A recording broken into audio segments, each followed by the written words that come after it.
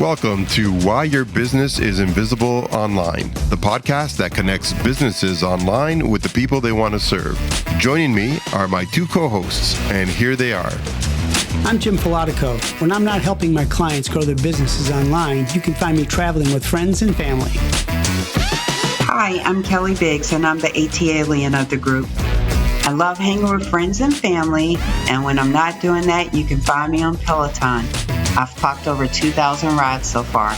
And I'm your host, John Manatas from Oakville, Ontario, Canada, with my guitar in hand, my Wi-Fi on life support, but always in tune with my clients.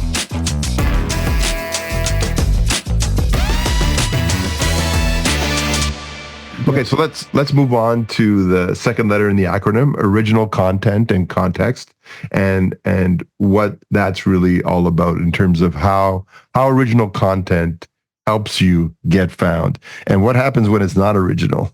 In other words, if you're just regurgitating everything else that's out there in the internet. So and how much Google really hates that. When chat came out, all of a sudden everybody is an author, and if everybody's an author, nobody's an author. Yep. Right? I didn't, and that didn't come from me originally, but I can't give credit because I'm poor at remembering names. But somebody else did. But I'd like to see the curve as far as how many blogs came out, like before chat versus now.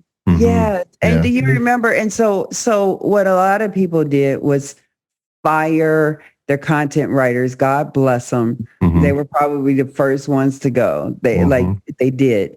But as good as they get, and they have gotten better, they really have. For ideation, for, just brainstorm, you stuck at a wall, you got to write some blogs, you don't know what to do.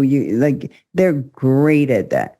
But if you soup to nuts, I don't care how much it knows your voice, write something in AI, you're going to hear it. And by the way, John, I would love for you to talk about, because I know you have a lawyer who their content is always so spot on with original content.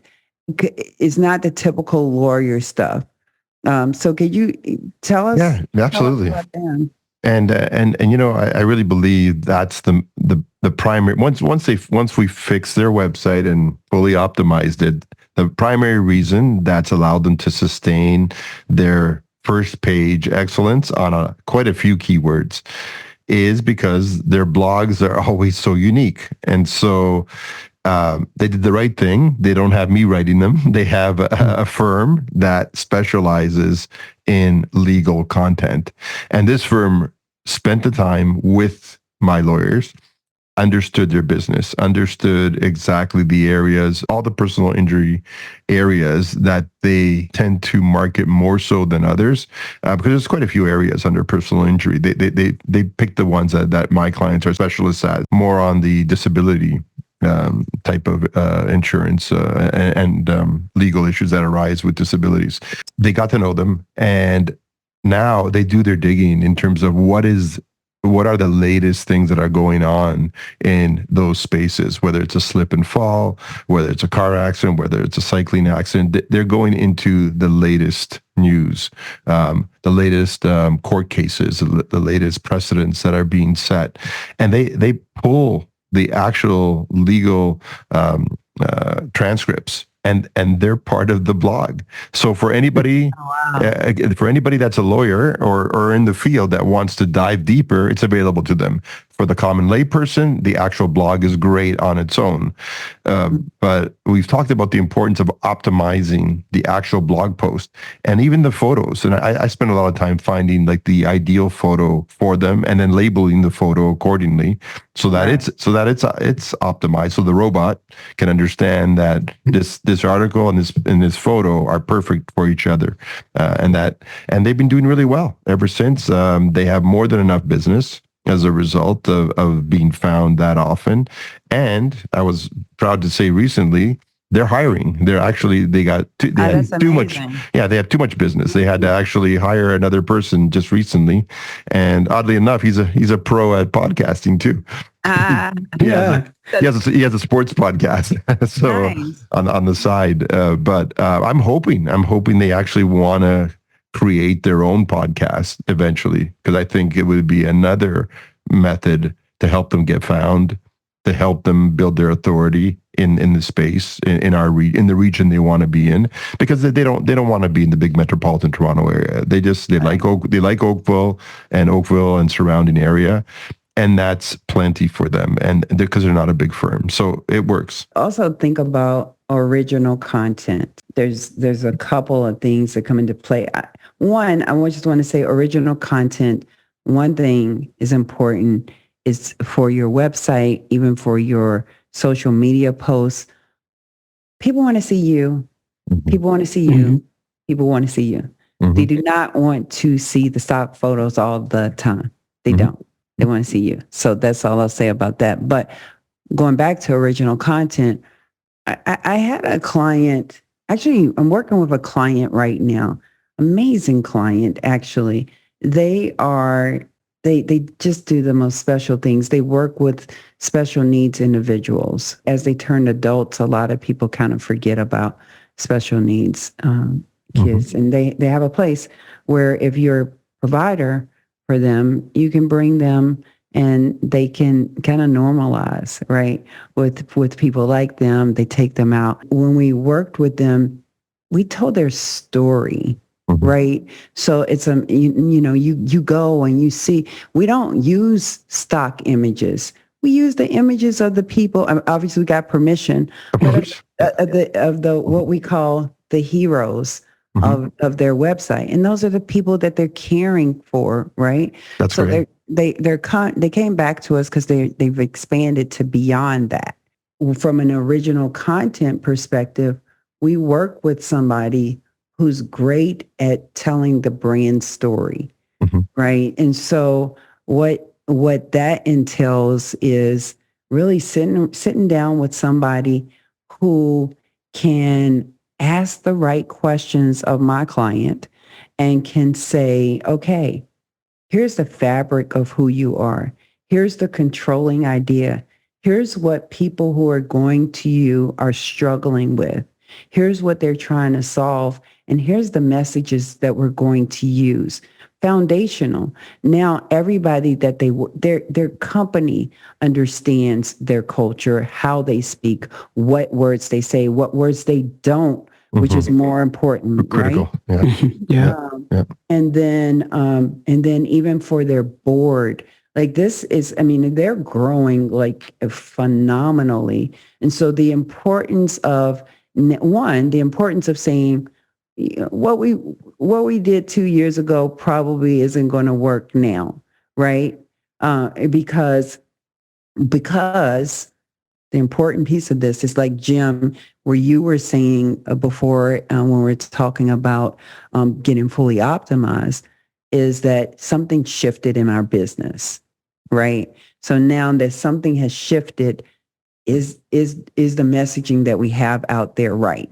And so for them, the answer is no. So I'm really excited to go on this journey with them and to be able to, when you go to their front page, like what is their one-liner going to be? What is their, and then, and I think when you can start foundationally with that, not this whole, I don't know, when you do that outside of having a professional write and give you the context and give you things like controlling idea and just the right messaging, like that's foundational. And so now whomever it's not the most inexpensive thing that we do by any stretch of the imagination, but it's going to save you so much time and money later that it's worth that investment.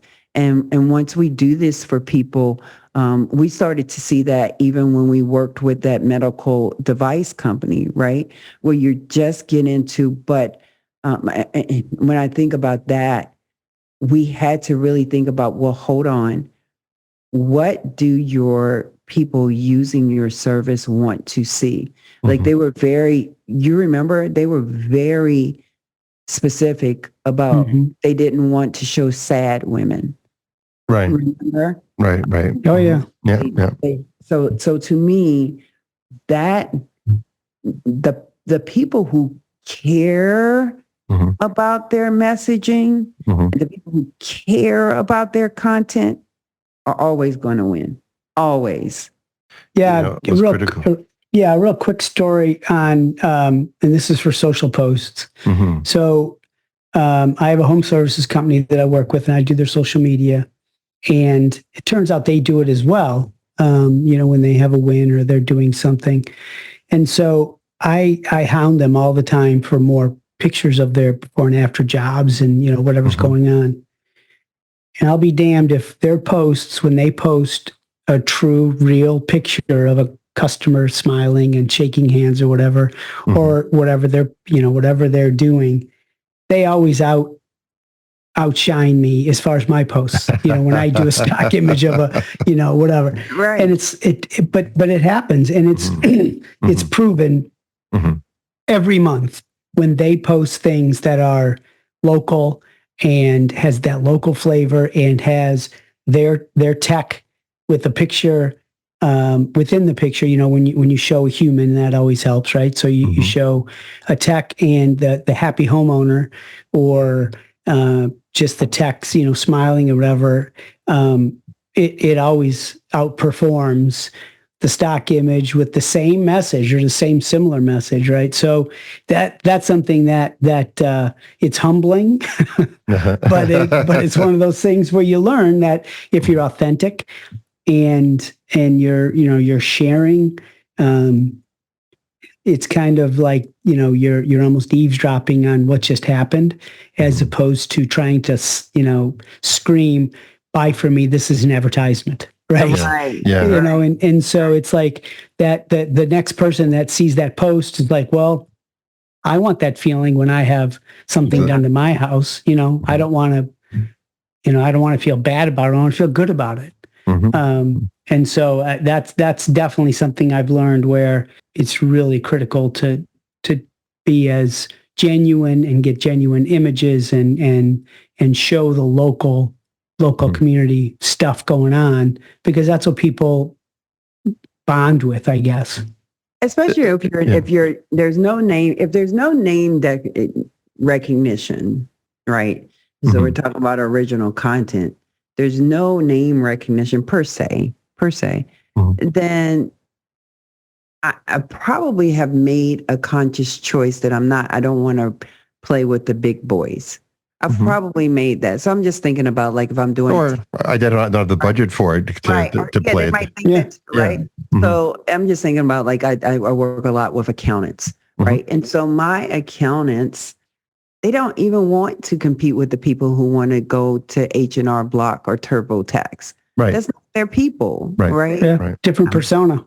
Yeah. And so that's great. Big boy, you go spend the dollars and you come up first on Google and you do that. But if I tell them who I am, it's interesting. I don't know if we talked about this before, but what is typically the number 2 page? We know that most people first go to people's home pages first. Yes. And what's typically the number 2 page? Well, I can tell you what I'm finding. I don't know if this is the right answer, but the About Us page is huge. 100%. Absolutely. Huge. Yeah. 100%. Why? If we can think more through that, why do you think that is, John? I think depending on the generation, I think the younger generation, Gen Z, maybe just a lot of people are younger than me. So, but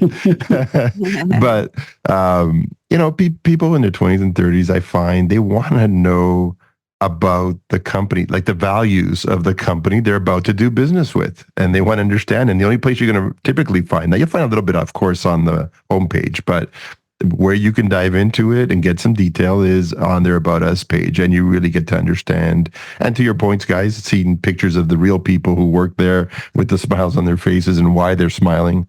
That's the only place you're going to get it. And so, I spend a lot of time whenever I have a website build assignment.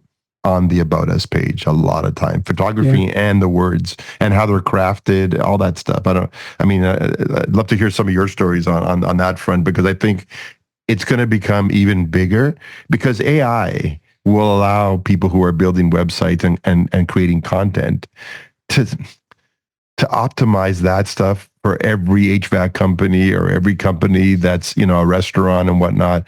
Yeah, it'll be a little bit specific for each of them to some degree, but a lot of it's going to become similar. And so the only thing that begins to differentiate you is the stuff you're going to put on that About Us page. Anyway, I'll stop there. I hand it over to you guys. I'd love to hear some of your About Us page stories.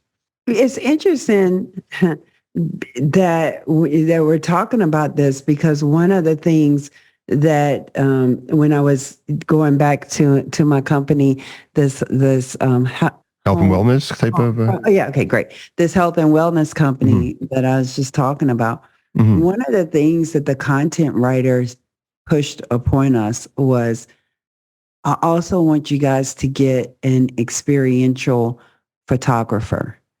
And I was like, I didn't want to say I never heard of that. What is it?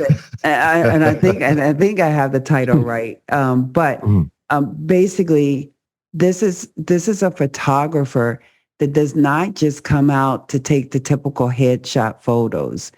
They spend like a day with you when you're out about doing business. So similar, Jim, to you, when the home services guy is out doing a job, he's just there in the background, kind of like a day in the life, he or she photographer, and taking those interactions so now people can see, because some services, people just have to see and feel, to your point. And so I thought that was, again, more to come. I'll tell you how it goes in the future, but I'm pretty excited about just that whole thought of this is beyond just a typical website, right? It has to come alive.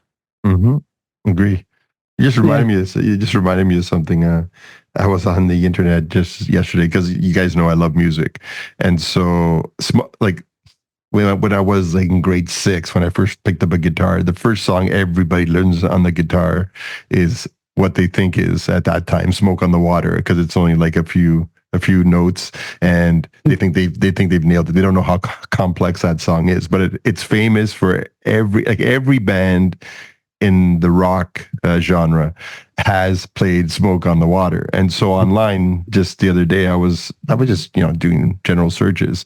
So they did a video of all these famous bands, Aerosmith, Black Sabbath, a whole bunch of bands in rock, basically, and they were recording "Smoke on the Water" from their perspective. And to anybody who loves music, that was intriguing. Like, how would they approach that song? Because it is the most popular first song that everybody learns.